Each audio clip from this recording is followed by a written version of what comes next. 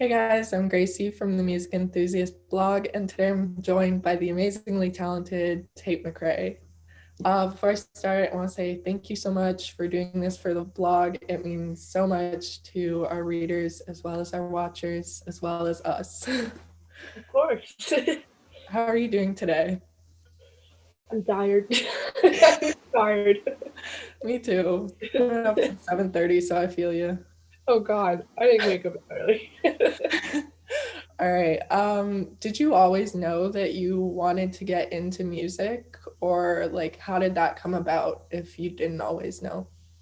um, well, it's been funny because over the past couple of days we've been looking through like old videos, and Yeah. I was just like, I feel like I never thought I did, but I was literally always singing, like and always dancing, always singing. Like my parents were like, we could not shut you up. So I think now like after kind of looking back and remembering like I was pretty on it since I was like 2. I always wanted to do something in the creative arts industry. Yeah. What's your fondest musical memory? Fondest musical memory. Um like out of Anything. Like what comes in your mind when you think about like music? when I think about music, I just think about honestly in my mom's studio when I was like really really young. And like literally like music was like a one place where I just always kind of connected to it emotionally and as a person I feel like I'm sometimes my brain is like moving a million miles an hour, and music is like the one thing that'll always center me and will always like make me feel secure, so definitely That's that. amazing. Did you always go to your mom's studio? Is she also like a songwriter that you work with? No, my mom is not a songwriter. She's my dance teacher though, so yeah, I still train with her in her company, but no, my family does not have singing genes. You still have time for dance with all the music you're writing?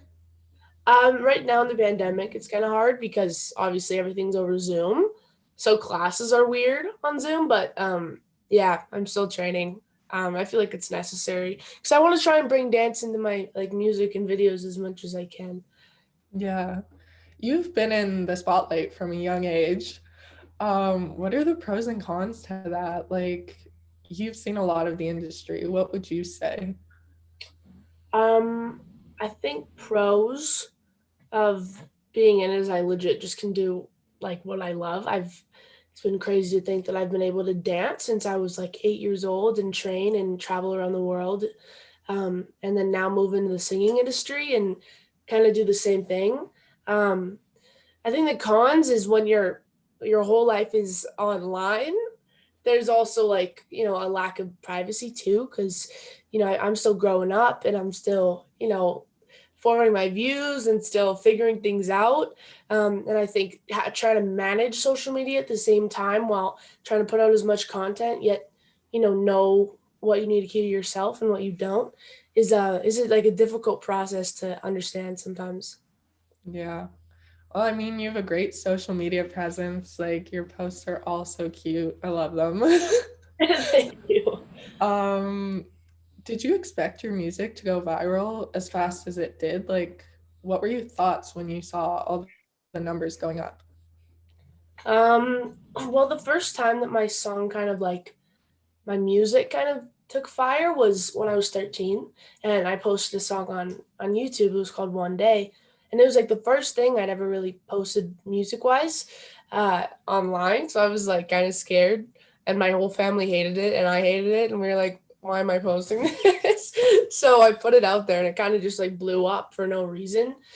So that was really, really confusing because I didn't really think there was a lane for me in that sense, like writing wise.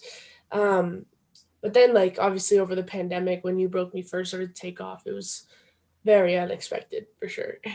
Yeah. Rubberband is your first release of this year. How are you feeling about that?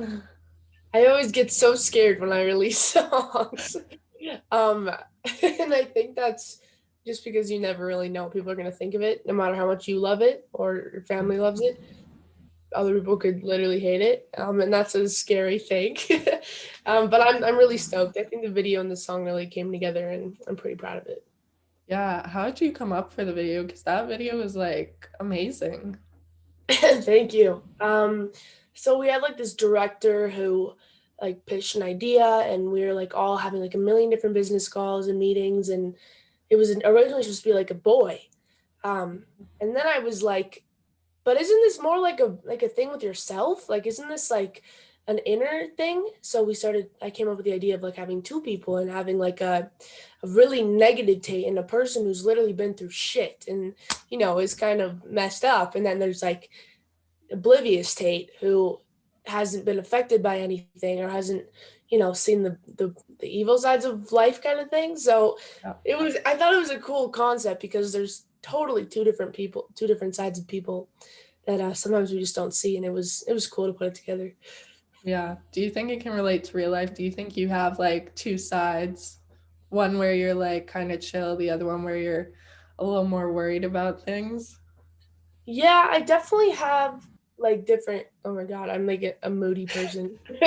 I think some days I'm like really chill and laid back majority of the time, and then there's some days where I literally will like stay up all night, like anxiously thinking about everything, thinking about death, thinking about like my future, thinking about the world, like weird shit that like shouldn't even enter a person's brain that do, and it's just like inevitable. You can't really Yeah. avoid it, which sucks because it's the Like worst. those late night thoughts, Oh, it's the worst. I always get hit with them. honestly. Which came first for Rubber Band or like any of your songs? Do you find that you have like a process where it's like music, beat, then lyrics, then title, or does it kind of just happen for you? For this particular song, it was the chorus that we had, and we wrote it with like really bad verses for the first session. And then I was like, all right, this chorus is too good to just have terrible verses. So we went back like a month later and rewrote them, like totally reproduced the song, and then it ended up working. But the chorus was like the main thing for the first demo. When you say you wrote bad lyrics, like what do you mean? um, Like how bad? I mean, like I don't even know what it like. It was just like I couldn't listen to it. When there's a song that like I was like the lyrics were not awful. I just couldn't like I couldn't sit in the car like have to skip it. Like it was just like annoying to listen to. So Yeah. I had to change it. Obviously for your music videos, we see a lot of dance in them. Do you try and incorporate dance into everything you do? Yeah, I mean most of it. I think if it's more of a like a cooler concept that doesn't really need it, it's kind of useless. But as much as I can, like I want to keep diving into the dance industry because it's like kind of like a home place for me. How do the dances come about? Like, do you hear your song for the first time and you start thinking of dances for it? Or do you like sit down and think, I'm gonna make a dance for this? Well, I used to be like that. I used to be like everything I write has to be initiated by dance. And now it's kind of like I kind of just write what's on my mind and don't really think about the beats, just like what I like and what I'm influenced by at that time. And then Mhm. usually after I can figure something out dance wise, but it's less of like a need to like make choreography in your head as soon as you write it. Yeah. Do you have like a dream dance collaboration, but also a dream music collaboration? Um, Dance collaboration. I have a really talented friend named Sean Liu, and he's like my best friend, and I think he's incredible. So he's one of my favorite dancers to watch. But music and inspiration, I'm like a massive fan of Post Malone. He would be like Yes. my dream. What type of song do you think you and Post would write if you had to make a song together? Oh my god. I don't even know. I would just be in awe. I'd be like, oh my god. I feel like whenever I write a song, like I always have to listen to a Post Malone song before to like Really? figure out his flow because he's got the sickest flow ever when he writes music. and I'm obsessed with it. So I always have to listen to him before I write. Is it like all of his songs, or do you have like a go-to that really gets you going and writing? Usually his album Beer Bongs and Bentleys is so good. Like, I mean, so is his last one, but like that's one I usually go to like reference beats and stuff. You Broke Me First recently went platinum. How do you feel about that? That was crazy. I mean, I kind of like saw a text, but I'm also terrible at looking at texts. So I'm pretty sure they told me. They were like, you went platinum, and I didn't even see it. I was like, it was like a half thing, and then one Okay. day, and then one day, like the platinum, like the plaque showed up in my house, and it was it was bonkers. It just didn't, Wow, just crazy. that's huge. So congrats. Thank Like, you. wow. Our website mostly focuses on up and coming artists. Do you have any artists that you have your eyes on right now that you would like recommend to people? Ooh. Um, who have I been listening to? Give me a second. I mean, this isn't up and coming at all, but like, because he's huge. But like Jeremy Zucker, Yeah. I love his songs, and he's like pretty big, so that's not even that's not I even think a anyone you listen to counts at this one. You can just say anyone. He's so good though. I can't. He's a big idol for me. What advice would you give to up and coming or young musicians trying to make it in the industry? Just put yourself out there. I think like as much as you can, use the internet because you have the resource, and just like keep creating and keep making stuff and pushing yourself, and then put it out and see how people react. I think it's like the only thing you can really do. Was it difficult for you to start up in such a competitive industry? Yeah, for sure. I think the worst part was is that that's where like my pressure put on myself like was created. Like I am the biggest perfectionist in the world, and I think that's because I put so much stress on myself at like 9. Um Wow. so I mean it definitely like created like intensity, and like I'm my biggest critic all the time, which is kind of a downside because I'm living with myself every day.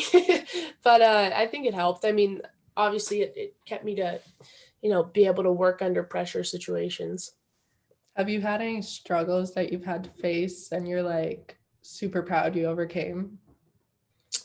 Um, I mean, I think there's just a lot of things that a person goes through that a lot of people don't know about. Mm. And obviously like my like I said, my brain moves like all the time. I don't even know what I'm thinking about half the time. And I think I'm just happy that I found writing because it's such an important way for me to actually, clear my mind. I like sometimes have to sit in my bed at night and like type just subconscious thoughts. Otherwise, I will literally not fall asleep. Like I will continue to think, which I think is a really sometimes can be a quite overwhelming thing when your brain just literally won't shut off. Um, and so writing has really helped me like stay stable and keep my head on straight for sure. If you weren't doing what you're doing right now, where do you think you'd be? Like, do you think you'd be in a different occupation? I mean, I think I would still be like dancing. I never really thought I would like how I would get into the music industry. I liked singing, but I didn't know like how you got there. Yeah. So if I hadn't posted that first YouTube video and that first song, I would probably still be like dancing in my studio in high school, and then like I mean looking into colleges for like what to do and where to go. But still in the dance industry, I think for sure. Yeah. Well, that's all the questions I have for you. Congrats, and I wish you all the best for the future. You as well. Thank you. Okay, bye Bye. bye.